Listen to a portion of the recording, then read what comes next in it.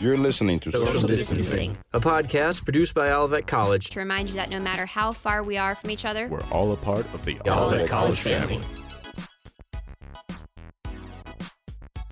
All right, hello and welcome. I'm Ryan Shockey here with the Social Distancing Podcast. Alongside with me today is co-host Daine Pavlovski. Daine, how are you doing today? I'm great. I'm feeling really energized today, Ryan. I don't know why. I'm just feeling peak energy, and I'm going to try to match that energy you're bringing right now because it's perfect.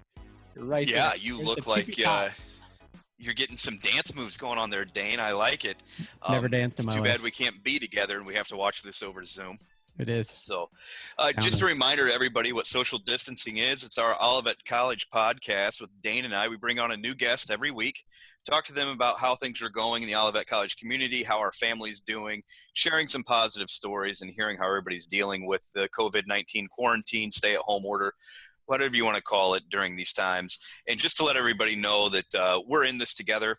There's a lot of positive things happening, and we can get through this. And although we're not together physically, we can be together emotionally and mentally as we get through this as our Olivet College family. So we want to thank everybody that's listened to our first episodes at this point, about 4 deep, all of our guests, and we're excited for the guests we have today and the ones that are coming up. But if you are somehow listening to this and you don't know how, you can find it anywhere you can find your podcast. You can also find it through Olivet College social media or on the Olivet College YouTube channel. You can find some video forms of it. So tell your friends, tell your members of the Olivet College family, teammates, classmates, sorority, fraternity, team, housemates, and let them know that we're talking about some good stuff. We're having fun. So thanks everybody for the feedback so far, and keep listening because we're having a good time. And if you have something that you would like us to talk about, somebody to talk to, stuff like that, feel free to get at us. Me, Daine Pavlovski, or the co-host with the co-most, Ryan Shockey. And like you said, Daine, a lot of this is about good things, what's going on. Every episode, we like to share a good news story. So our good news for today is just general observations. As Daine and I talked in our pre-show, just noticing that people all around us are doing things just to check in on people. I've got friends I haven't talked to in a long time, just calling each other, checking up, seeing how they're doing, what's going on, checking on each other's mental health. Our neighbor, who we haven't talked to in the 4 years we've lived here, she brought us over masks the other day. Wow. And just said, hey, we made some of these masks. Here you go. So I think what I have seen for the good news is just that people are coming together as a community more so than ever. I did see an interesting thing. It was on Facebook, so I can't say that it's true. But I did see a video that I thought was pretty neat. Maybe the two of you saw this. 2 pastors in a community were going around asking people trivia questions. And if they answered the trivia question correctly, they would win $50. So an example of the trivia question that they would ask people would be, I know this is only audio, so people can't see, but Mr. Daine, what color hat are you wearing today?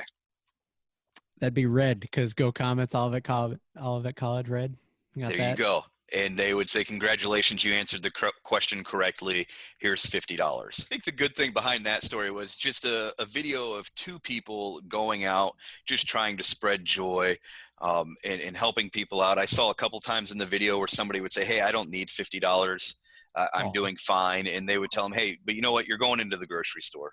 So take this $50 with you and make somebody's day in the grocery store and help somebody else out. So I've seen a lot of great things like that.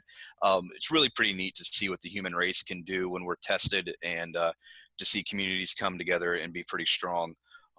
Hopefully the bad things will end at some point, but we will remember a lot of these valuable lessons and continue on doing the good things and treating people the way that they should have always been treated. To build off that, I think that's something that's cool, like in society, and even for like young people like me.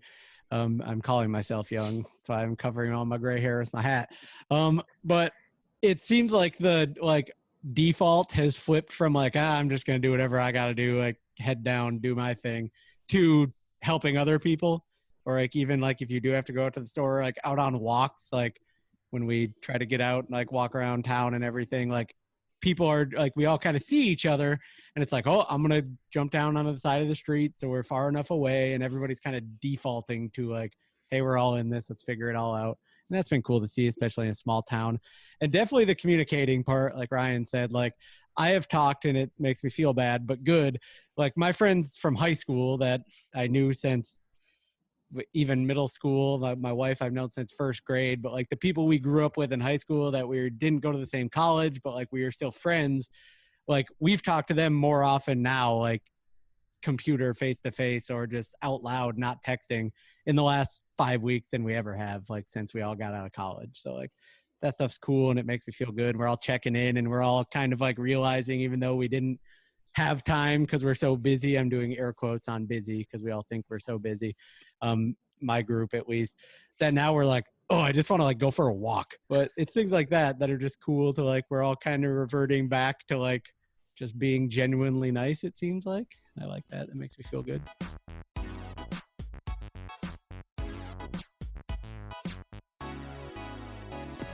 Connect with the admissions team during a virtual one-on-one session via Zoom. High school seniors and parents can meet with their admissions rep to cover individual questions for a personalized visit experience. Learn more and register now by emailing admissions@olivetcollege.edu.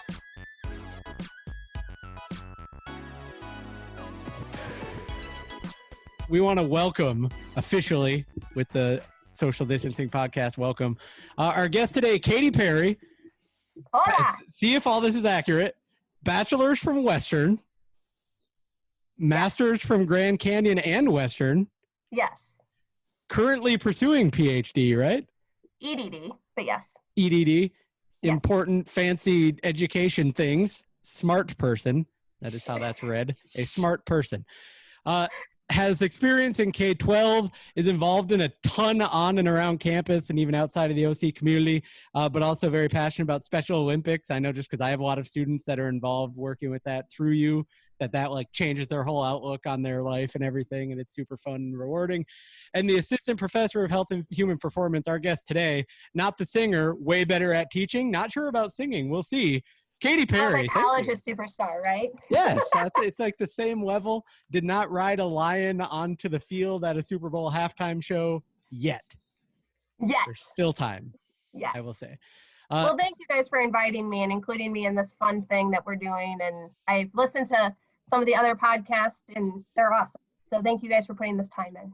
Absolutely. Thank you. So KayDee, we're going to start like we usually do. How are you doing? How's the family?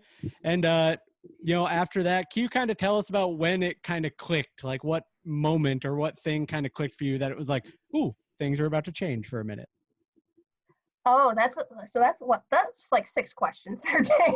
Turning with some extra. When you only get one, you actually put like 5 into it and then people figure it out. But how are you doing? How's the family? We're good. We have tried to figure out new norms. One of them being that working from home full time with my husband and I both working from home was challenging with kids in and out. And they were showing up on Zoom meetings where I'm like, hey, top administrators at Olivet College, meet Austin, like here's a child. So KayDee, you talked about new norms for your family, but when was it that you kind of realized like, for us, we're all on spring break, that you kind of realized like, ooh, this is a thing, like this is going to change things. Like we're now going to have to figure some stuff out. I feel like that's still happening, right? Yeah. Like I feel like the unknown is still out there. Like what are we even doing this fall? So I don't think I fully have processed what this new norm is or what the true impact of even the last, what did we say, 5-7 weeks, what it really has been. Some days I wake up and things are good and I'm like, this is awesome, I can do this. And other days I'm like, well, that sucked. Like, can we just go back? I miss hugging our students, right? But even when we go back, I don't even know if that's going to be an option. So right. When did it really hit, I think, was when I had to go pick up Chromebooks for my kids, right? Like, for me, the online remote learning for the college was so short. Mm-hmm. Like, even knowing that it was the rest of the semester, I could make that work. Yeah. But when my kids have to learn through June on computers, I was like, no thanks. So KayDee, you talked about, the new normal, dealing with having 2 children, correct? Yeah. At home while both you and your husband are working full time. How have you guys learned to adjust to the new normal? How are you passing time? And then most importantly, I think I've learned a lot about my family during this time. I can, in all seriousness, I can say, and my wife and I were talking about good things that have happened because of COVID.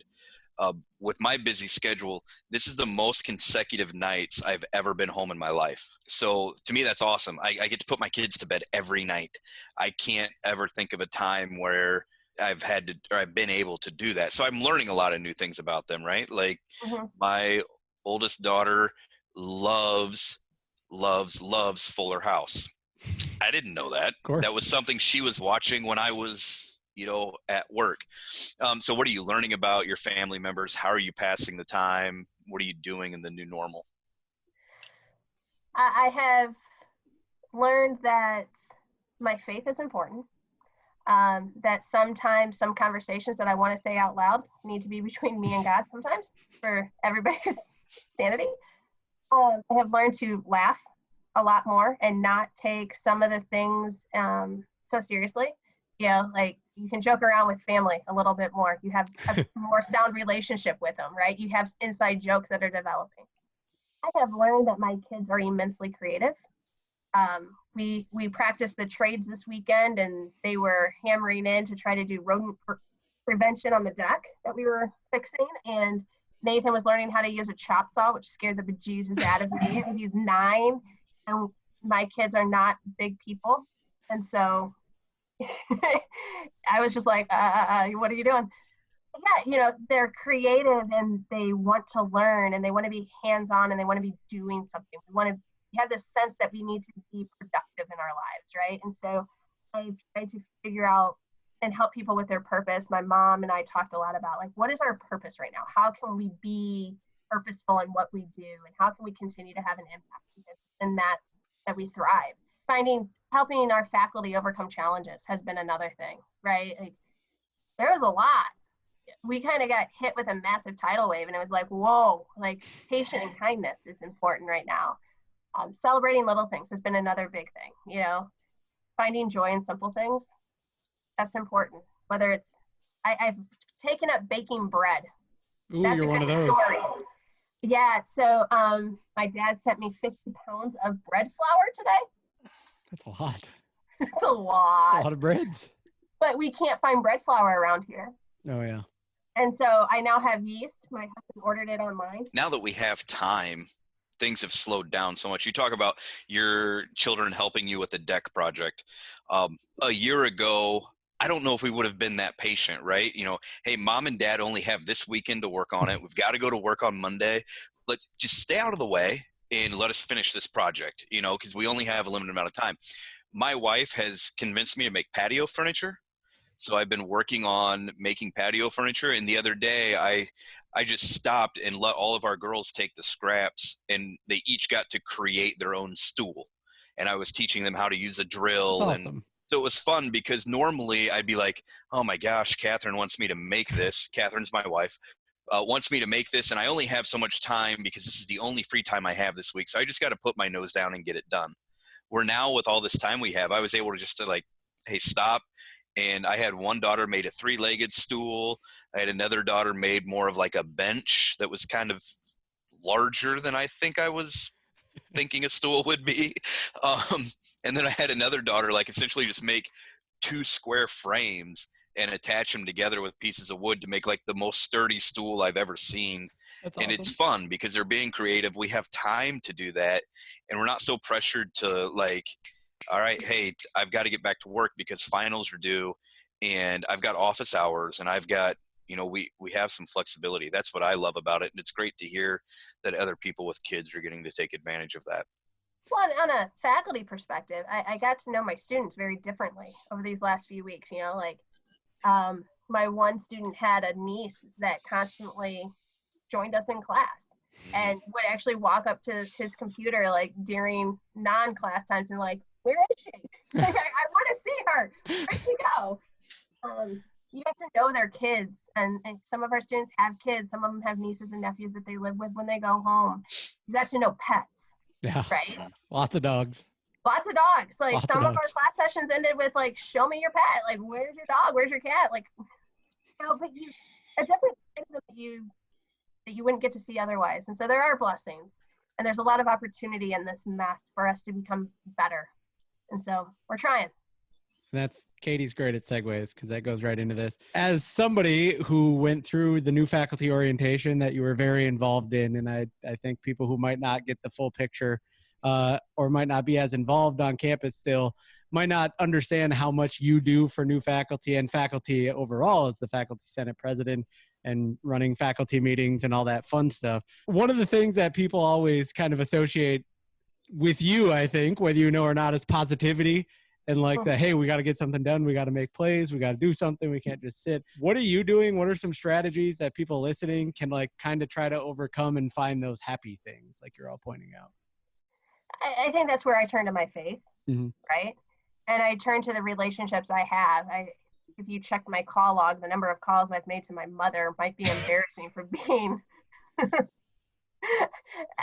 being a mom myself, and how many times I'm calling my mom to check in and, leaning on my husband. I have told him, I'm like, wow, how thankful I am that I married you, because I haven't ever had a I'm going to kill you moment. That's impressive. Which is impressive. That is. I mean, like, we're usually not in the same house all day. Like, we are truly available to eat 3 meals a day together. That is new, right? Like, lunch is at noon in this house, and you hear the commotion, and we eat lunch together. Like, what is that? And so, for me, it's reaching out and building those connections. I have tried to be there for faculty in some of the different roles I am, and we've done faculty drop-in meetings. Here's the deal. People might actually think they're for them. That's for me. Like, it's, I get to see my people. I get to see the people that I'm in the trenches with. And that is soul filling. And, it's good. Sometimes even when people are struggling, it's good to know that you're not struggling alone, right? Like, it kind of validates some of those feelings that you have, insecurities, questions, fear, all of those feelings that you feel. And it's like, okay, if I'm not in this alone, then I have this group. I have this amazing army with me, and we're going to rise up and we're going to move forward. And I saw Coach Wilson put a tribute on the Olivet College wrestling page, and he talked about, if you're going to fall forward. And I feel like, that we are at that point.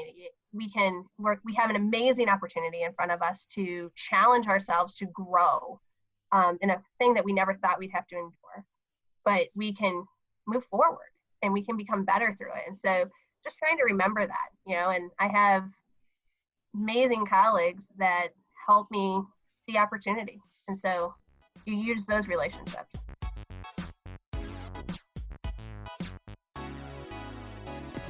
Every day for the next few weeks, Olivet College is going to give a shout out to a member of the class of 2024 on social media. Be sure to follow Olivet College on Facebook, Twitter, and Instagram to see these fun updates, get info on events, and more. What are some new hobbies that you've picked up, or something that you maybe have gotten back to doing that you haven't been able to do in a while? Like, for instance, Daine has been playing D&D. Daine hasn't played D&D in a long time because he hasn't had the time. He's so busy as a faculty member, just pouring his heart and soul into these young men and women. Correct. So what do you get to do now, or what have you picked up that's a new hobby or an interesting hobby? So I got to rewind a story. Jeremy and I recently moved to the Olivet Community School District, where it's technically a Charlotte address. But prior to moving, we did not have internet that we could use to stream on because we had such a limited data packet. Well, at our new house, we now have unlimited data. So for the first time ever in my life, I am addicted to a Netflix series. What one? The Ranch. Oh, my wife loves that show. Yeah, we watched it because one of our friends recommended it, and we were like, okay. And it's pretty easy watching, right? Like, yeah. So that's why we went with it. And if the kids do walk by, it's not anything that's terrible for them to. There is language in The Ranch, though. I was surprised. My wife is a big fan. And a lot of drinking, yes, but nothing my kids have never heard before. So. There are worse things. Right.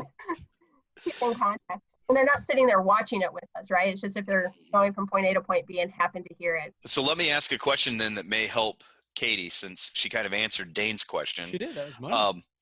Daine, in a hypothetical world, I'm excited. If you are like KayDee, who just realized what Netflix is, essentially, and get to watch it. Knowing what you know now, what would your order be of the top 3 Oh my gosh. shows on Netflix or movies that you would binge? I mean, if I'm just telling people watch great things, Breaking Bad is like very high on the list. Like if you like things that aren't necessarily all slapstick funny, it is a very funny show, but it's just like front to back, one of the best shows I've seen. The Office, which is still there for a minute. The American version of The Office is still probably the best thing. I watch it at least twice a year, all the way through all 9 seasons. Some seasons better than others, but it's just so easy and simple and funny, and I'm a big, huge fan. God, and if it's stuff I watch or stuff I would suggest. What would you binge? Oh, man. Office 1, Breaking Bad 2, all of Last Chance U 3. Ooh. That is my aesthetic. Like if you're trying to figure out what, I think because I worked in that for 3 years. Like Tell me I'm supposed to watch that one, and I don't know why. You're in it essentially in the first season. There's I don't know if that's good or bad. It's good. There's an academic advisor at this junior college that like is the reason many students who come from underprivileged backgrounds stick with school and move on and go where they need to go. And I think from my experience, you would have some parallels drawn there from some students' experiences. But it's really good. It's just like behind the scenes documentary style of this junior college football team and all the different people involved. And it's crazy, but. So Ryan, you're 3. Thank you. I mean, if you're going to throw Daine under the bus. I was just about to flip it. So I have taken Peaky Blinders is good. I like Netflix originals that are really good. Big original guy. So I would go Peaky Blinders. You absolutely have got to throw The Office in there. One of the most proud father moments I had was last year over Christmas break. I got my daughter to do 2 things with me. One was watch The Office from front to back. Nice. And the other one was to watch all of the entire Rocky series. Ooh. Which she enjoyed both very immensely. So that I feel like my job's done. And then probably the first show I ever binge watched that I would do it again because it's great was Sons of Anarchy. I thought was great. It was the first time that multiple seasons had ever been out when I first started watching a show. Sure. So I got to just like go right through it, and it's a good show. It's an addiction, pretty much. Yep. All right. So we talked about it a little bit at the beginning of the show. You quickly mentioned your mom was making cinnamon rolls for people. What kind of good news are you seeing out there in your community, with your friends? Anything special that you would like to share that you've noticed or seen or kind of touched your heart? You know, I've been amazed at how resourceful people have been. I shared yesterday in the faculty drop-in that my sister-in-law did this video collage thing for people to drop in and say hi to my parents. My parents were planning this big 50th wedding anniversary trip this summer for our entire family, and slowly we're learning that those reservations are being canceled. And so they were kind of heartbroken and down. And so, you know, people realizing different ways to get creative and reach out to people has been amazing. And how technology has kind of stepped up and filled a gap. I'm like, how did they do this in 1980? I've seen people riding bikes more often. We live in the country on a dirt road with only 8 or 9 houses on our little street. And so just seeing neighbors and yelling from your, yard, hey, like, it's just kind of cool. Yeah, you hear a lot of good stories, and I think we have to focus on the good. I have seen faculty rise up in an extraordinary way of reaching out for students, trying to make sure that we are throwing every resource we have as an institution out for students, through comment alerts. Like, we have submitted so many more of those things than we normally would have, and trying to support students where they're at and figuring out how we can use our resources. I have just seen so much grit and tenacity from our faculty in these moments, and it's just been incredible to be able to say that I'm friends with them, I'm colleagues with them, like, I want to do what they're doing, and how eager we are to share with one another. I have worked at other places in education where it's like, this is going really well for me, but I have to be doing good, and I have to be doing better than the next person. And you take your resources and you put them behind your door and you hope nobody else knows your tricks. And our response has been so opposite of that. It's like, let me tell you what I'm doing, and this is really cool, and here's this website, and I read this article. And it's just amazing, the collaboration that we have chosen to take. And I appreciate and respect the crap out of our way of doing it. Having talked to other institutions, with getting my EDD, I've been in different Zoom meetings with people of other faculty. And from our administration down, we just as an institution handled that about as good and as gracefully as you possibly can. And, for a campus that can sometimes feel siloed with people at the conservatory and people at Mott and athletics, we get so busy and head down. However we crafted that conversation and launched it was good. And I am just so incredibly proud to be a part of this time at Olivet, even though that the future feels unknown, right? And that can be scary. Like, we can do amazing things. And I think we can take that empowered feeling that we have right now and decide what we want this to look like. So I'm excited to see where we fall. High school seniors, decision time has arrived. The OC admissions team is here to support you in the coming weeks as you make your college decision. Here are 5 factors that set Olivet College apart from others. Number 1, small class sizes with individualized attention. Number 2, affordability. Number 3, in-demand majors and programs. Number 4, robust student life opportunities. And finally, the Olivet College Advantage. Contact the admissions team at 800-456-7189 or admissions@olivetcollege.edu to learn more and take your next step. So, like, for you, what is it about Olivet that kept you here, brought you here, or makes you, like you just said, so proud of and supportive of what's going on here? The people and the opportunity. When you're at a small place, you get to know people, right? Nancy Van Hoosier, who's one of my most trusted colleagues and closest friends on campus, it took her a while to trust me. Like, if you look at my resume prior to Olivet, I was leaving an institution or an organization every 4 years. Yeah. And so she was questioning whether or not I was going to stay. And at one point, once she realized that I was in, she's, it changed. And it's the people, it's the relationships. It's when you walk into somebody's office thinking you're gonna get one question answered and it'll be 5 minutes, and then an hour later you're like, I really gotta go. And I think Olivet offers a lot of opportunity. I'm really excited about some of the things that are happening with a possible pathway to teaching and looking at some opportunities, post-graduation opportunities for our students that want to go into teaching. Being able to dream of what you want something to be for this place, and then knowing how to go about making it happen. I would imagine at a big institution, and what I hear from bigger institutions is that process of making it happen. And so it's the people, and it's that relationship, is the opportunity, and the opportunity to become somebody and to make it better. Not just keep it where it's at, but how do we constantly improve? I know that that's what makes Olivet College special. Mm-hmm. We get to be with the students. We get to have a part of their life. We get to make an impact. I feel that our students are really, truly grateful for what we do. And so you're right. It makes Olivet special. It makes it fun. We do it for the kids. I also think if we wanted to rewind to a previous question about good news to share, and you hit that idea of our students want to be back on campus. That was the number one thing I heard. I will not take for granted our people and being in class, because it's our people and our students are amazing, and it is the relationships. It's the 2 years away after graduation, you get the text message, hey professor, I want to make sure you don't hear about this on Facebook first, but I just got engaged. Aww. Like, they know that they matter. When kids are willing to engage with us and work hard, I don't know anybody on this campus who's not going to match them in that effort. We won't forget, and I'll throw some names out there and I'll encourage them to listen to this so they can hear their shout out. But I had 3 kids go through my first cohort, and I wasn't even there for all 4 of their years, but they were PE majors, Zach Gropp, Taylor Pringle, and Trevor Haas, right? Yeah. Those were my first 3, and they're like, nobody will ever replace us. And they're right.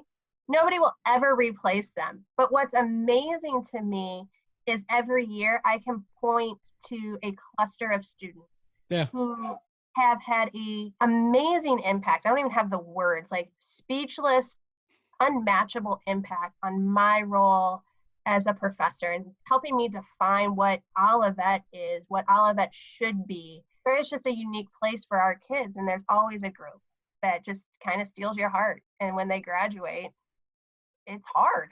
So we've talked a lot about the students and why we do this and how special Olivet College is because of our students.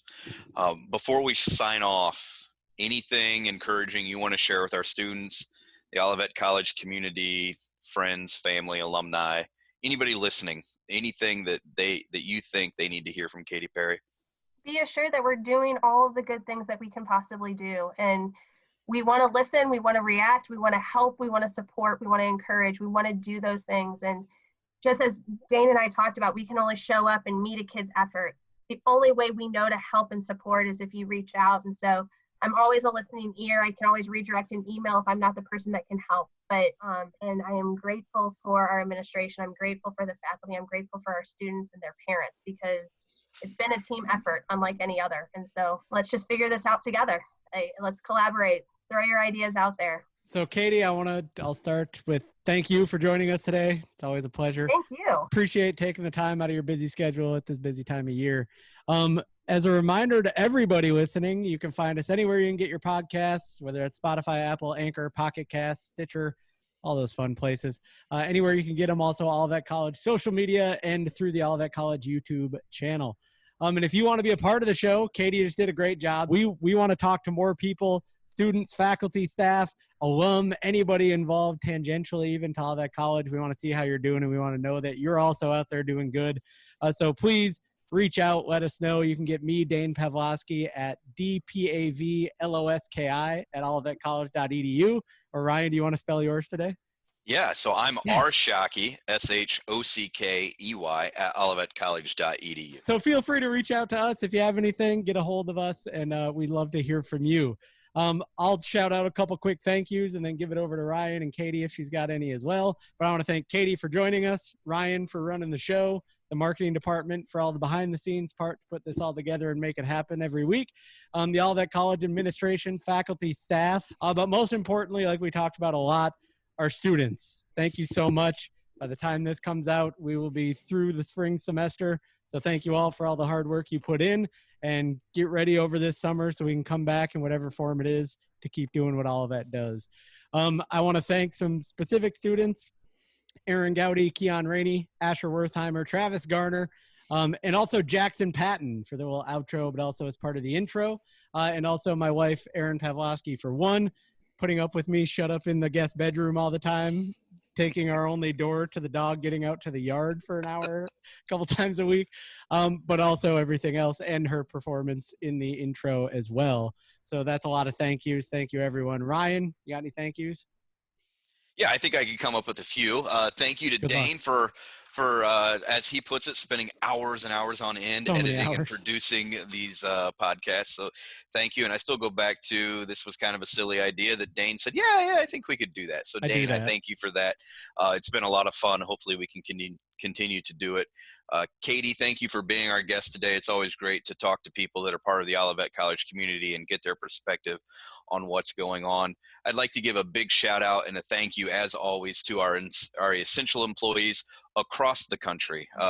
As we begin to open things back up, it hit me the other day. I had to run to the grocery store, and I thought, we're getting back out and we're able to maybe start doing some of these things, but there are a whole lot of people that have gone to work every day over the last 7 weeks to provide us with our basic things like prescription drugs at the pharmacy and food at the grocery store and travel arrangements and those things. So a big thank you, obviously, to our healthcare workers on the front line, but also the people running the cash registers, stocking the shelves, bringing in the produce. Without them, things would be a lot different. So a big thank you to those people, making sure that oh-so-famous supply chain is working and intact and able to provide us with the goods that we need. And as always, thank you to Olivet College for letting us do this.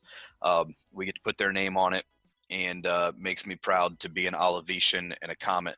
So thank you to all of those. Nice. KayDee, anybody you want to shout out? May as well. You guys are amazing. Oh, and just anybody who would say that they have any affiliation with Olivet College, our students, their families who are enduring this, and they had to endure the change too. All of a sudden, they're college kids home. An extra mouth to feed that they weren't expecting, and so we're all in it together. And I appreciate the work and behind the scenes work that's going on all the time. shout out to my parents who endure my moments, right? But yeah, thank you guys for doing this, for sharing hope and sharing the good news, because there's a lot of that and we can't forget about it. Thank you all again. Hopefully this brought a little light to your day, because it sure helps us. Keep your eyes peeled and your ears open for the next episode. And until then, as always, stay healthy, stay safe, and go Comets. Thanks for listening to Social Distancing. Don't forget to subscribe and be on the lookout for more content.